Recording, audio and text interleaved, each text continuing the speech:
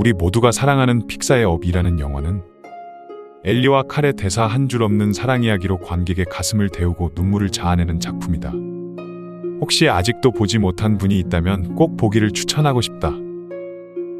나는 여기서 한 장면에 주목했다. 칼의 아내 엘리가 임신했던 아이를 유산하고 비통한 심정에 젖어 있을 때, 처음 봤을 때는 그저 생각지도 못한 자식과의 사별의 아픔으로 생각했지만 조금 머리가 굵고 나서는 그 이상의 어마어마한 자책에 시달렸을 것이라는 괴로움이 공감되었다. 임신을 한 어머니의 마음에서는 혹시 내가 그때 너무 짜게 먹었나? 그때 괜히 계단을 너무 세게 걸어갔나? 내가 그때 미끄러지지만 않았더라면 과 같이 오만 것들이 자신의 잘못으로 다가왔을 테다. 그 다음 장면에서 나는 엘리가 소화하는 모습을 보았다. 눈물을 다 쏟아낸 다음에는 가만히 눈을 감고 그 아픔을 모두 차곡차곡 접어서 자기 마음속에 보관할 수 있었을 때, 또 다시 칼과의 행복이라는 모험의 삶을 다시 살아갈 수 있게 되었다. 이 장면에서 우리는 소화를 본다. 지난 영상에서 고통을 조금씩 흡수하는 수용의 구슬에 대해 이야기했던 것과 비슷하다. 이를 모든 감정으로 확대해서 이야기해보고자 한다. 사람은 마음을 가지고 감정을 가진 존재이다. 다양한 생각지도 못한 세상의 모습을 마주하면서 각자 다른 마음이 들고 감정을 품게 된다. 자기에게 예민한 부분은 더 크고 다양하게 느낄 것이다. 이는 지극히 정상적인 사람의 모습이다. 우리의 감정은 우리의 고유함이기에. 다만 때로는 고통이건 즐거움이건 감정이 우리를 휘어잡는 경우가 있다. 스스로 감정에 크게 휩쓸려서 시간이 지나고 그 감정이 사그라들면 감정적 행동을 했다고 후회하게 되는 시기다. 즉, 내 자신의 감정을 내가 통제하지 못하는 것이다. 하지만 그렇다고 감정을 잘라내야겠다고 하는 것은 흔한 오류이다. 특히나 나처럼 감정이 예민하고 잘 상처받는 사람들이 주로 어릴 때 감정적인 실수를 반복하는 자신을 다그치면서 그 반대인 극이성주의로 스스로를 단련시키려고 한다. 실은 이것은 매우 큰 손해다. 왜냐면 그 예민한 감정은 실은 엄청난 정서적 자산이기 때문이다. 잘 활용하면 너무나 행복하고 유능하고 인간관계를 주도할 수 있는 힘이 되는 통찰이 될 수 있으니까. 여튼 감정을 잘라내지는 않으면서 감정을 통제한다는 것은 감정을 느끼고 스스로 인지하고 충분히 곱씹되 그것에 스스로가 잠식되지는 않는 것이다. 이렇게만 말하면 매우 어렵다. 지난 영상에서 다뤄본 무의의 개념으로 생각하면 더 잘 이해해 볼 수 있다. 무의란 어떤 생각이나 감정에도 치우치지 않고 최대한 자기 자신의 안정되고 차분한 상태에서의 고유한 마음 형태와 선택들이다. 흰 도화지와 같다. 여기에 무엇을 그려내느냐는 사람마다 고유하다. 그러나 어떤 생각이나 마음에 휩싸인 상태라는 것은 흰 도화지가 아닌 낙서가 잔뜩 된 종이 위에 억지로 끼워 맞춰서 그림을 그리는 것과 마찬가지이다. 특히 그 낙서가 다른 사람에 의한 것이라면 더더욱 그 그림은 나중에 자신이 돌아봤을 때 마음에 들지 않고 나아가는 찢어버리고 싶은 그림이 될 것이다. 그럼에도 우리는 스케치북을 혼자 꽁꽁 감싸놓고 몰래몰래 흰 도화지에 그릴 것은 아니다. 무인도에서 살 것이 아니니까. 즉, 낙서는 항상 발생한다. 우리의 마음은 매일매일 스쳐가는 작은 이미지에도 서로 다른 감정들을 충분히 느끼게 된다. 그런 와중에 그 혼란스러운 감정의 낙서들의 그림이 좌지우지 되지 않고 나만의 그림을 그릴 수 있으려면 어떻게 해야 할까? 감정들을 소화할 수 있어야 한다. 소화란 그 감정들을 도피하지 않으며 진실로 바라보면서 스스로 꼭꼭 씹어 잘게 분해하여 흡수하는 것을 의미한다.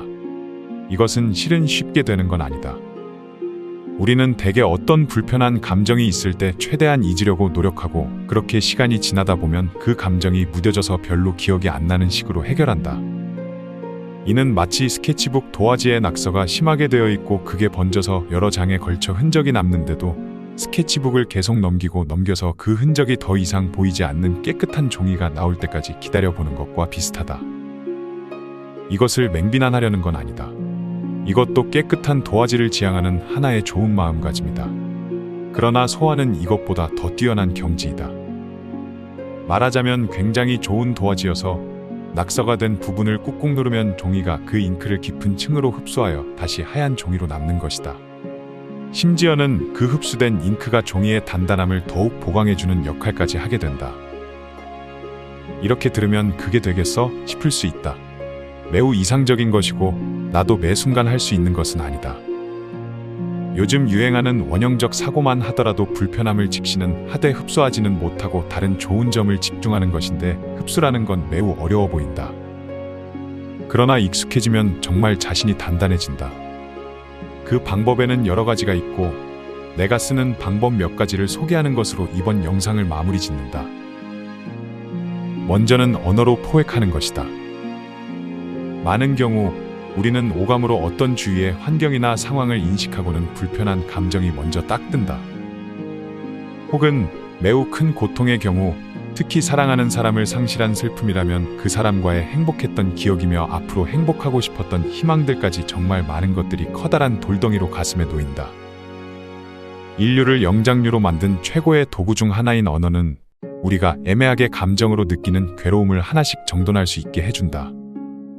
심지어 그 언어가 포착하는 단위가 세세할수록, 즉 더 자세하게 자신의 감정을 더 작은 부분들로 잘게 나눠서 표현할 수 있도록 소화가 더 잘 된다. 스스로 혼잣말으로라도 자기가 불쾌했던 감정을 말로 표현해보고 나면 생각보다 별거 아니었네라고 느낀다든지, 친구와 대화하다 보니 친구가 자신이 생각지도 못했던 관점에서 내 마음이 그렇게 느끼는 핵심을 짚어주면 위로도 되고 이해도 되면서 불편함이 사그라든다든지, 고통스러운 마음을 믿을 수 있는 사람과 계속 이야기하면서 토해내다 보면 마음이 조금씩 편해지면서 절망의 끈적한 늪이 서서히 걷어져 간다든지 하는 느낌이 바로 언어의 마법이다. 언어라는 칼로 잘게 다지고 꼭꼭 씹어서 삼키다 보면 결국 더욱 마음이 두터워지고 흡수가 탄탄해지는 자신으로 살아갈 수 있게 된다. 일기로든 기도로든 혼잣말으로든 생각으로든 대화로든 문학으로든 노래로든 언어로 그 감정을 있는 그대로 도마에 올려두고 눈으로 바라보면서 하나씩 해체하고 썰고 자르다 보면 소화할 수 있다. 또 하나는 숨이다. 실은 언어로 할 수 있는 단계만 되더라도 그렇게까지 어려운 감정은 아닐 수도 있다. 정말 숨이 턱 막히는 순간에는 언어도 사용할 수 없다. 그때는 숨을 쉬어야 한다. 호흡도 절대 한 가지만 있는 게 아니다. 언어만큼이나 다양한 세멸임과 크기, 패턴, 형태가 있는 것이 호흡이다. 물론 심호흡과 같은 일반적인 형태도 있겠지만 지금 자신의 마음에 알맞는 숨을 쉴 줄 알면 그것으로도 감정을 조금씩 잘게 다져볼 수 있다. 꼭 큰 호흡을 해야 할 것도 아니다. 자신이 가장 마음이 편한 공간에서, 가장 안정된 주위 환경으로, 가장 자신에게 자연스러운 자세에서 할 수 있는 호흡을 잘게 해나가다 보면 큰 고통이 조금씩 사그라들고 가장 아팠던 부분들도 사르르 흩어질 수 있다. 눈을 감아도 좋고 감지 않아도 좋고 다리를 끌어안아도 좋고 쭉 펴도 좋고, 나는 이것이 명상의 본질이 아닐까 하고 생각한다. 마지막으로 가장 강력한 소화액은 눈물이다. 억지로 울려고 할 필요까지는 없지만 눈물이 자주 나올 수 있는 사람처럼 마음이 강한 사람이 없다고 생각한다. 눈물은 그 자체로 마음을 깨끗하게 씻어내리는 성수이다. 진심을 모두 섞어 쏟아낼 수 있으면 힘들었던 감정들을 녹여낼 수 있다. 그런 의미에서 나는 종종 생각하곤 한다. 진정한 친구란 조용한 곳에서 내 눈물을 받아줄 수 있는 사람이라고, 내가 그 앞에서 펑펑 울 수 있는 사람이라고.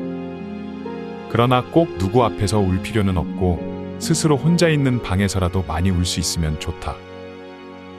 나의 마음과 비슷한 처지를 잘 표현해주는 영화나 음악 같은 작품을 통해서 울어도 좋고, 언어로 상황을 잘게 다져내다 보면 자신의 마음이 이해가 더 잘 되는 과정에서 눈물이 쏟아지기도 한다. 그렇게 실컷 울고 나면 이슬비가 내린 차분한 풀밭같이 우리는 잠시라도 무의에 가까운 평온한 마음에 놓이게 된다.